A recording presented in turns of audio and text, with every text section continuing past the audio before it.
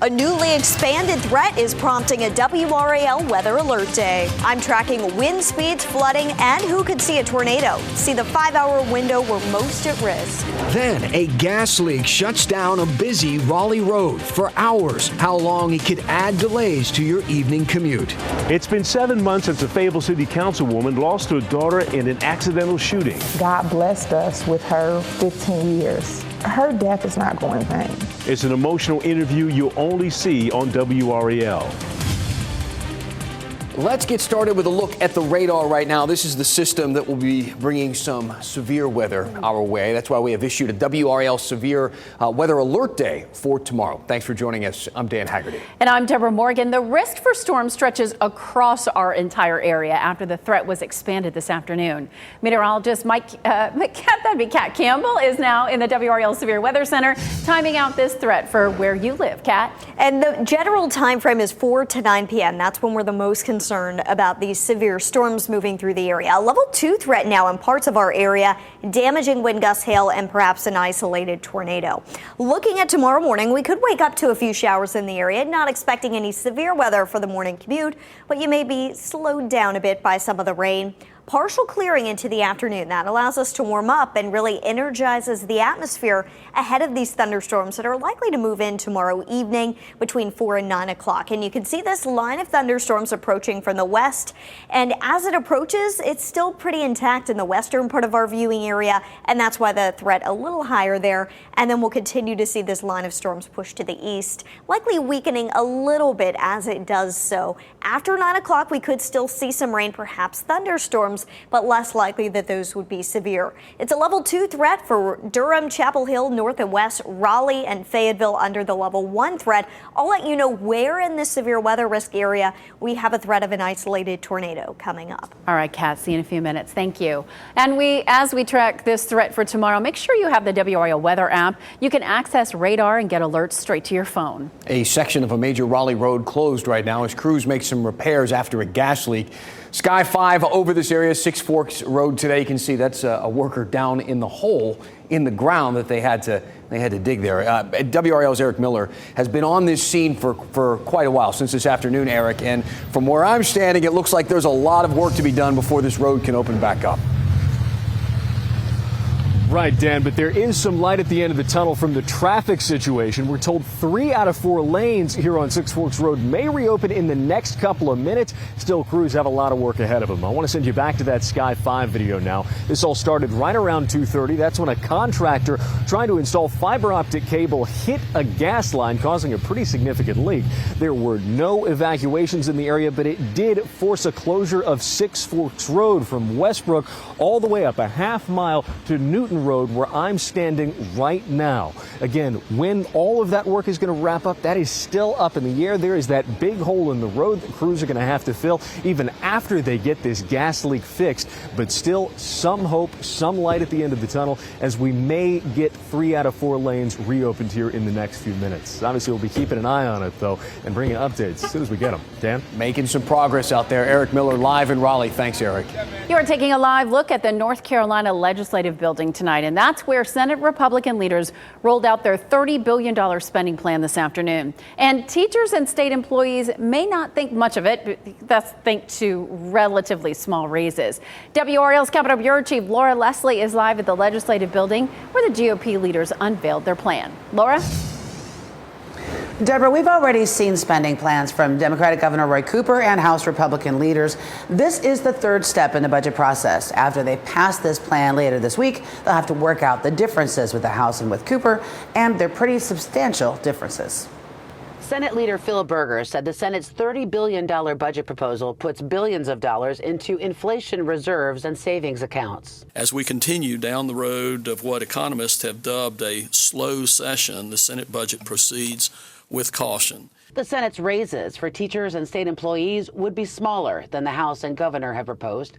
In his budget, Governor Roy Cooper had proposed an 18% raise for teachers over the next 2 years. The House proposed 10.2% over that time. The Senate is proposing a smaller raise of just 4.5% for most teachers, although starting teachers would get 11%. For state employees, Governor Cooper had proposed 8% raises over 2 years. The House budget had 7.5%, and the Senate's budget calls for just 5%. Berger said the budget does include some money for agencies to use to increase pay for jobs they can't fill. But he said he didn't want a higher wage increase across the board that could put a strain on future budgets. At the same time, the budget benefits North Carolinians by further cutting the personal income tax rate to help ease inflationary pains that are being felt by taxpayers. Berger said more than $1.2 billion will go to speed up tax cuts that were already in progress, lowering the income tax rate by 0.5% by 2025. The Senate budget would also put more than $1 billion into a nonprofit called NC Innovation. It's a public-private partnership working on bringing scientific discoveries from the state university system into the commercial market. Senate Budget Chief Brent Jackson said the investment will target creating jobs in rural areas. This will help generate homegrown companies that will stay in North Carolina and hire North Carolinians. Now, I reached out for reaction today to the State Teachers Group, NCAE, and the State Employees Group, SEANC, SEANC. SEANC sent a statement to me in part saying state employees deserve better than what the Senate budget proposes. In fact, all North Carolinians deserve better. So I'm sure others will have plenty to say also tomorrow. Absolutely. Laura Leslie live in Raleigh. Thank you, Laura. And by the way, we learned this afternoon the state Senate is expected to vote tomorrow on overriding Governor Cooper's veto of the 12-week abortion bill. Officials say a mother ran over her 5-year-old child near Spring Lake. Harnett County deputies say it happened this morning in the Shady Grove Mobile Home Park. We know the child was taken to a fire station nearby and then airlifted to a hospital in Wake County. No word on how the child is doing or if charges will be filed. Tonight, for the first time, we're hearing from the mother of 15-year-old Coriana Young, who was killed 6 months ago. Her mother is Fayetteville City Councilwoman Courtney Banks McLaughlin. She says her daughter was accidentally shot. She sat down with WRAL Fayetteville reporter Gilbert Bays and reflected on her daughter's life and tragic death in an interview you'll only see here on WRAL. Fayetteville City Councilwoman Courtney Banks McLaughlin lost her daughter in October, and since then she's told me at some point she wanted to talk about what happened so that something like this doesn't happen to any other parent. I'm taking every second at a time. Yesterday was the first Mother's Day for Courtney Banks McLaughlin without her daughter, Coriana Young. She says the 15-year-old was accidentally shot October 21st. Senseless, kids being reckless, playing with guns. Banks McLaughlin says her daughter's death has left a hole in a very tight-knit family. So it's very difficult for them because they're still processing it. They miss their sister. As a mother, it's different. Home is quiet. I'm not used to the quietness. I'm used to all of my children being in a home together. Especially Coriana. Her mother says she had a wonderful spirit and a personality that was bigger than life. She was in 10th grade, an Air Force junior ROTC cadet at 71st High School who wanted to become a pilot. Governor Roy Cooper recently appointed Banks McLaughlin to the state's crime commission. She says her daughter's death will bring passion to her service on that panel. I see your tears. Those tears have nothing to do with the crime commission. What's going through your head right now?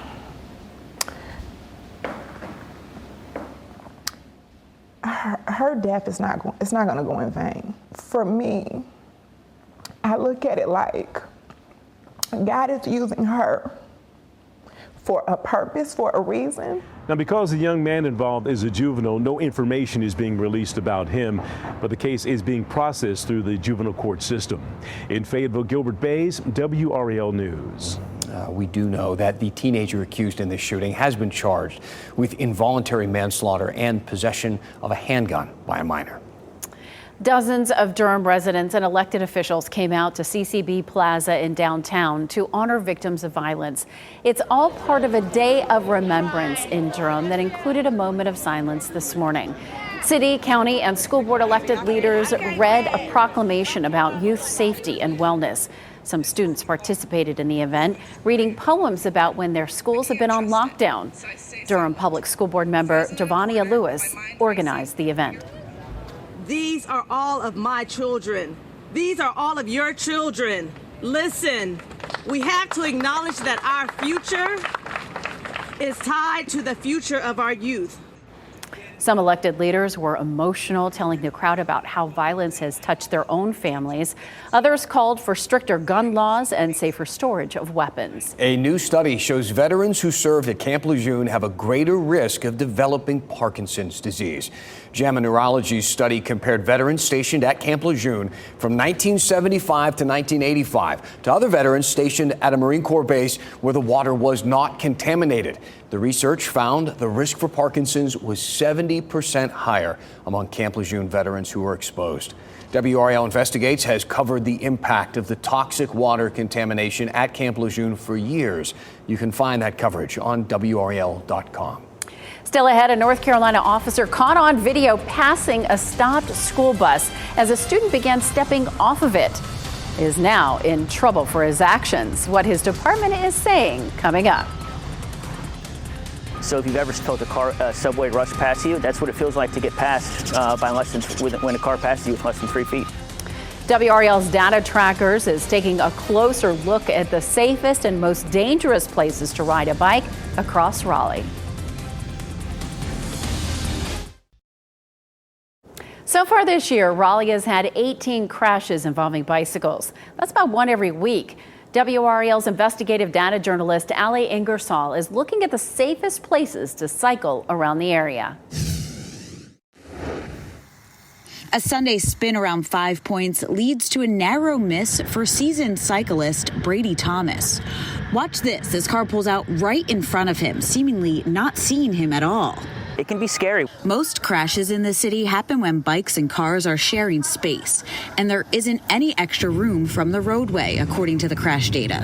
While Thomas had a close call caught on camera the other day, the part of the city where he was riding is one of the safest in Raleigh, according to data. Since 2019, 6 cyclists have been involved in crashes in the 5 Point neighborhood. Only Glenwood, South, and South Central Raleigh have had fewer. But areas like North, Hillsborough, Wade, and Southwest have had more than 4 times as many crashes in the same time span. And those are the places where the city is focusing on bolstering cycling infrastructure, adding more areas with separated bike lanes like along Morgan Street and Lineberry Drive, something Thomas appreciates. Those small physical barriers provides an extra layer of security and a sense of security. Those efforts mean a lot to Thomas as he rides about 5 days a week, often opting to get around on 2 wheels rather than 4. Raleigh has more cycling and commuting infrastructure than a lot of cities, although there's certainly a lot of room for improvement. The city's bike plan includes expanding the on-road facilities to 70 miles. And Thomas feels investing in that more will help cyclists of all ages and abilities feel more comfortable on the road and get home safe. In Raleigh, Ali Ingersoll, WRAL News. I see this video here. A North Carolina police officer caught on camera passing this school bus here just as a student was stepping off. See the video there. He has been cited now, placed on administrative leave. Officers are saying that the trooper cited, Sergeant Matthew Willett, is in connection with this incident, which appears to happen near Concord, which is outside of Charlotte. Police say they are now conducting an internal investigation. The department said, quote, the actions of this driver are something no one should do, especially not an officer who is held to a higher standard.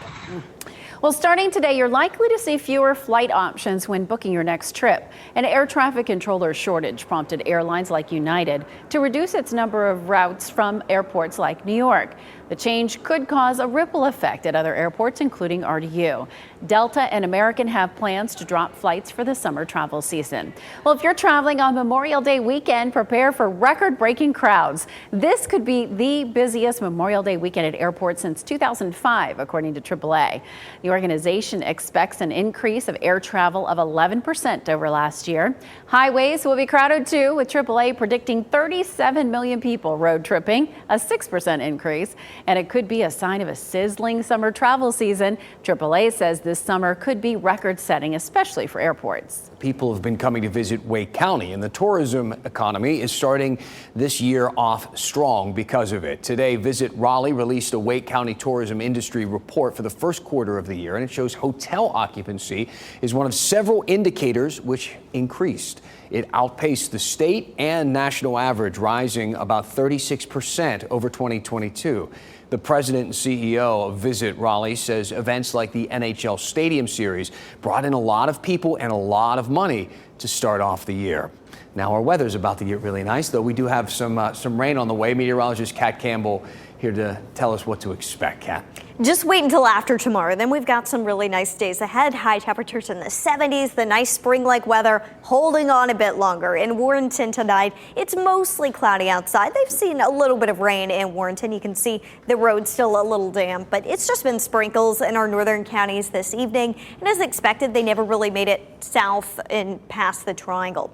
That's our good news, but we still have to get past this severe weather threat tomorrow that stems from this system. And we're going to be watching this closely. I mentioned at the top of the newscast the primary threats would be damaging wind gusts and hail, but this afternoon we were added to a low risk of an isolated tornado, and this doesn't include the triangle. It's north of the triangle, closer to the Virginia border. This is where we're going to see a front that's situated west to east in our area, and along the front you have a change in wind direction, and that's why any storms that form along that front could see some rotation, and we'll watch that potential for you very closely.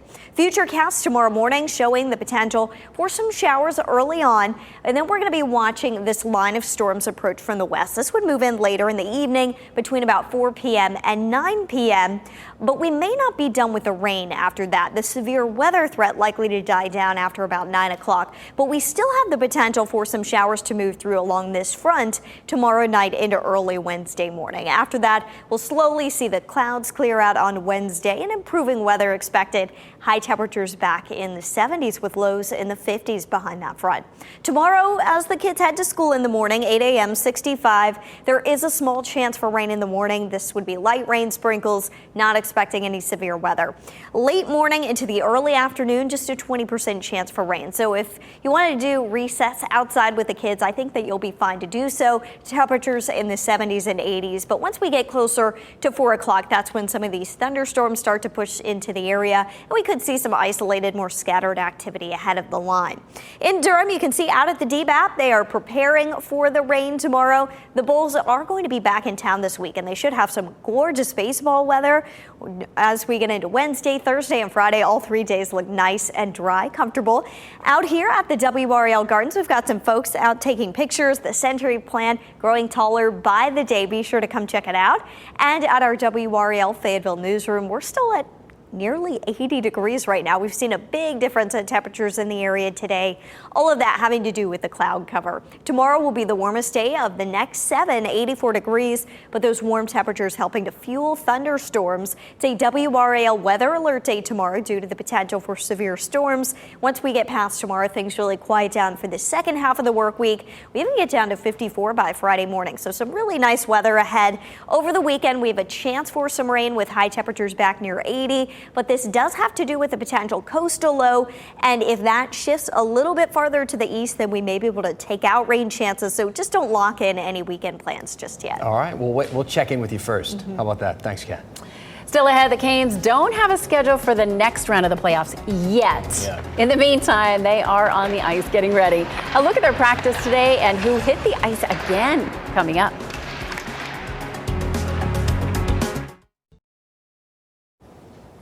Kat was just talking about this. This is the WRAL Azalea Garden and the century plant, and it is blooming. See those little flowers on it? Now, we didn't see those last week. You're right. It's interesting. It changes day to day. If you've had a chance to come down and see it, or if you haven't, you probably should. The stalk grows pretty rapidly, can reach impressive heights, 20 feet or so.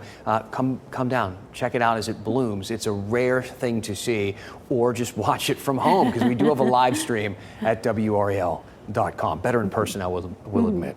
A Las Vegas-style casino just a short drive from the Triangle opened this morning.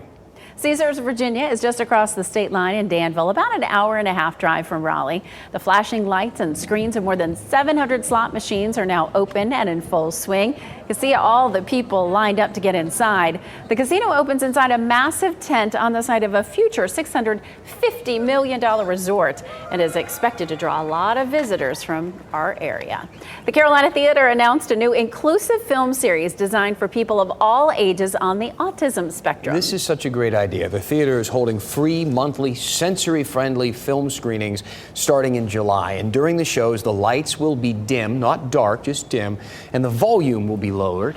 There will be a reduced capacity as well, not as many people inside. That way people can spread out a little bit and you can dance or walk around or sing or whatever makes you feel comfortable. Inside Out, Coco, Spirited Away, those are just a couple of the films playing this season, and you can reserve tickets on the Carolina Theater's website. For the first time in 13 years, Antiques Roadshow is returning to Raleigh this week. You are looking at video from the last time the show stopped in the Triangle in 2010. The hit PBS series production tour will stop at the North Carolina Museum of Art tomorrow. Admission to the Roadshow is free, however, tickets are required. This will air in 2024, marking the show's 28th season. The last time the show came by, a woman found this jade piece, and it was worth like more than $1 million. No. And yeah, I love watching so some them really cool realize it, too. finds. Yeah. How fun. Well, the Canes are preparing for the Eastern Conference Finals as we wait to learn when the next round of games will get started. Let's go Canes, man. What a run. We should have a schedule tomorrow with the Western Conference Series wrapping up tonight. The team hit the ice today for practice.